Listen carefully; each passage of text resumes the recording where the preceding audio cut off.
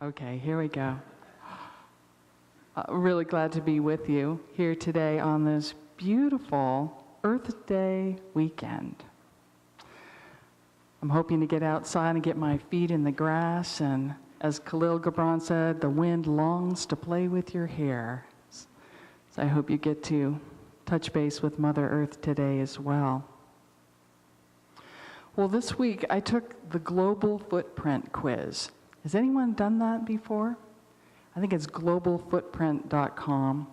And you answer these questions about your lifestyle, and then you get the results about your impact on the ecology. Well, I was kind of shocked that my lifestyle takes 4.3 Earths, which means that if everybody in the world lived as I did for 1 year, it would take the Earth 4.3 years to recover. I felt a little guilty about that, you know? So the second part of the quiz, you can go and they offer solutions, things you can do to help reduce your footprint. And I got it down to 3.9. I felt pretty virtuous about that. But still there's more to do, you know? And it just reminded me that when we want to be part of the solution, there is always more to learn. Right now, we're living in times that call us more and more each day to be part of the solution. And today, we're going to talk about engaging as part of that solution by activating the transforming power of love. Now, this is not the kind of love that has like Valentine chocolates and champagne. This is the kind of love that is embedded in our core. It is at the essence of our being. This is the kind of love that has soul force. What Dr. Martin Luther King talked about when he said, "Darkness cannot drive out darkness. Only light can do that. Hate cannot drive out hate. Only love can do that." So today we're going to talk about how we can be that love, that light in the darkness. Even when we are experiencing things or seeing things that in our lives and in the world can shake us, can test our faith, and can leave us with a lot of questions, challenge our beliefs about God, about the world, and about humanity. So this has been an intense week, an emotional week, and perhaps you too have experienced that range of emotions from disbelief, fear, anger, and incredible sadness at the lives lost and the hearts broken and dreams shattered.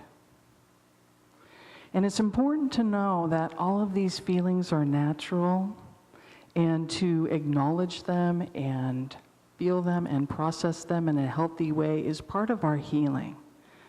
I think in Unity sometimes we feel like we have to stuff all that down, but I think it's very natural, it's very healthy to support each other in times when feelings come up. And as a spiritual student, I have heard these questions, and I have asked these questions lately. Why did this happen? Where is God in this? And what does this mean? The human self wants answers. But could any answer really be good enough? The human self wants justice, and we trust that justice will be served. And then I wonder, will the consequences legally really eradicate the consciousness that did the harmful acts? So sometimes our questions lead to more questions. And sometimes Our faith might not provide us with a lot of answers, but it allows us to be with all of the questions without hatred. And if it can allow us to be with the questions without hatred, I believe that is a strong faith. That is a good faith. And perhaps a better question we can ask ourselves is, who will I choose to be now that this has happened? In the wake of these tragedies, what meaning do I give my life now? What is mine to do? And maybe last week you had that all figured out, but now things have shifted, and maybe there's something new that will emerge for you, for me, for all of us, about what is mine to do. And if I truly believe that we are all connected, and that your joy is my joy, and my pain is your pain, then we may wonder, what is it that I can do to make a difference? Nonviolent communication expert Marshall Rosenberg states that every action is either an act of love or a call for love. Every action is either an act of love or a call for love. So today I invite you to join with me in remembering that no matter what we are going through personally or as a group, that we still, each of us, have that great power of love within us. That is part of our divine inheritance. And we can point it, we can focus it in a direction to make a positive difference in our lives and in the lives of others. The Gospel of John says that God is love. And this is a great love that has loved us from the beginning of time. This love has called us into being. This love heals us. It reawakens us to any spiritual amnesia. And this love is the music that our very atoms dance to, and we are the singer and the song of this great love.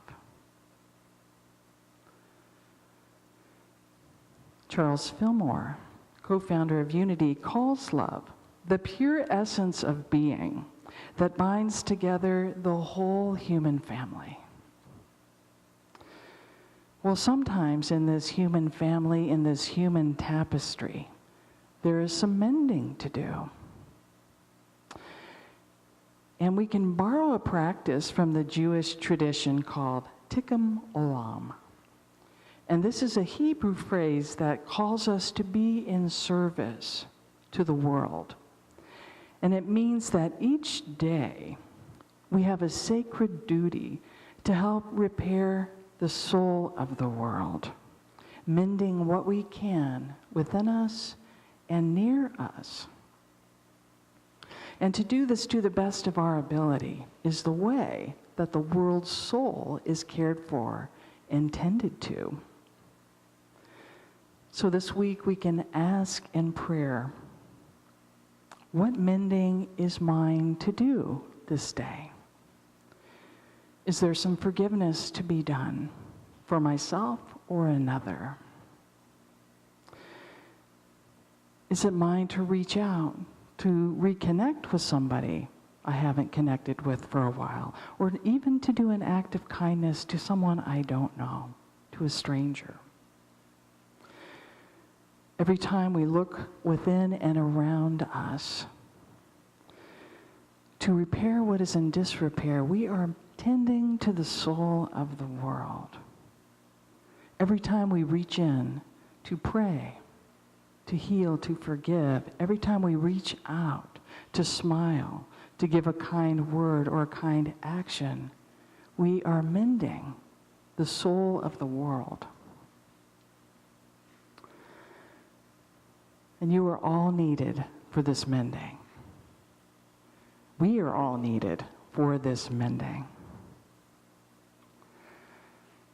And I bet that there is someone in your life right now, a neighbor, a friend, a relative, a roommate, even a stranger, who is sending out a call for love, acting out, sending out a call for love. And there's someone in your life right now who would be changed by you, by your simple action of kindness, a forgiving thought, a loving word, a kind action. Someone very close to you would be lifted by you from that rut of despair and back up to that path of love, pulled back from the frays of that tapestry into that beautiful tapestry of humanity. And you may think, oh, a smile, a word, a thought, a prayer, is that enough? Is that good enough? And I want to tell you that yes, it is. It is good enough. I want to thank this community for sending me a lovely card a couple of months ago when I had the death of my grandson. And I want you to know that as I read even your one sentence on the page, that it fed me, it gave me hope. It reminded me of my strength and my light. It brought me back in from the fray to that collective knowing that I am loved and I am part of this love. So yes, your love does make a difference. A simple act of kindness goes a long way. And not only is it good for the heart, but it's good for the immune system. I was reading some research, and Wayne Dyer talks about this too, that every time we do an act of kindness or respond from love, we have increased levels of serotonin surging throughout our bodies. And we feel it, and also the person that we're extending the kindness to feels it as well. And serotonin is a naturally occurring substance that is kind of like a natural antidepressant. You know, it can make us feel happy, blissful, peaceful, calm. And what is even more amazing, that not only do we feel good, the other person feels good, but anybody watching, anybody observing also is found to have the same effect in their heart and in their physiology. They get the same benefits. Isn't that great? So kindness is the gift that keeps on giving. With each encounter, we always have the choice to act, to react from fear, or to respond from love. Perhaps some of you discussed that this morning in your class. And I think sometimes we react from fear when we get distracted, or we forget that we have a choice, or when things don't go as planned, or we're faced with some really shocking news. But if we can remember to take a breath and remember that we do have a choice in that moment, how we will respond, and that love is a choice. This is a time when we can turn to prayer and ask for God, Holy Spirit, divine presence, whatever name you call that higher creator, to love through us. And all it takes is the willingness to let that love flow forth, because it's already within us. It just takes the willingness to love. It takes the willingness to forgive. And if we're not willing to love or forgive, we can pray for the willingness to be willing to do it sometime in the future, so we can meet ourselves, wherever we're at with that. I know that I've had times, especially recently, when I said, God, I really can't do this right now. This is too much. I really can't do this right now. And you're just going to have to love for me. You're just going to have to love through me and forgive for me. Forgive through me. Yeah. And part of my prayer was, and may I have the willingness to do it later, you know. So still acknowledging that that is a possibility, even though I'm feeling like I can't do it right now. But I know that power of love to heal, that healing power of love. And then we let go and let ourselves be carried by that grace. I think it's also important, as well as we support each other in community, to know when to ask for help. Now, how many of you consider yourself to be givers? I bet a lot of you, huh? And how many of you, it's really hard to ask for help? You know, you'd rather do anything else, you know, mow the lawn, clean the toilet, whatever, but asking for help can be hard. But that's part of that mending too, you know, going into that morning prayer and asking, what is mine to do? And maybe sometimes it's calling for support. Sometimes it's asking for help.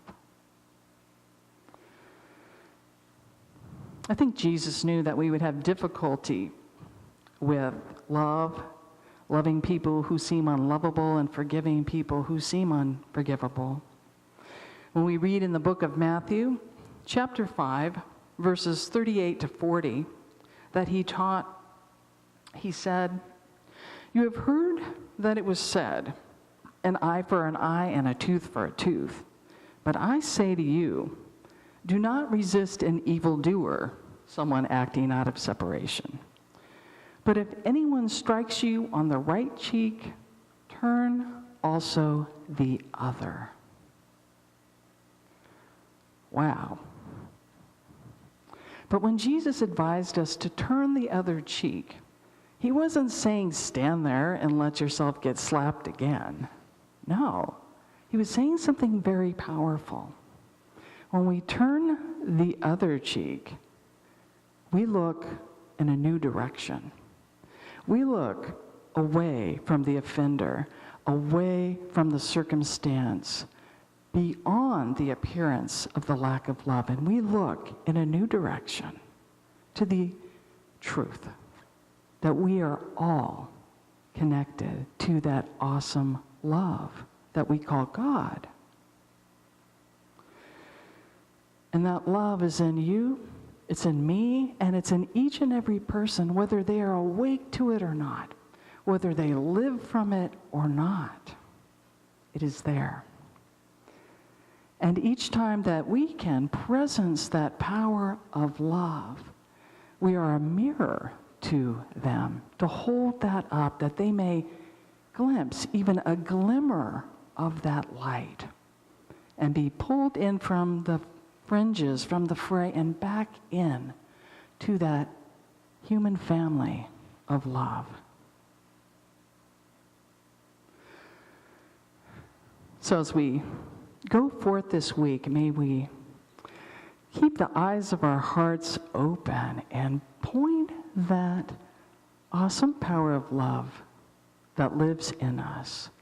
Point that in a direction for good as we answer that call for love and tend to the mending of the soul of the world. Thank you.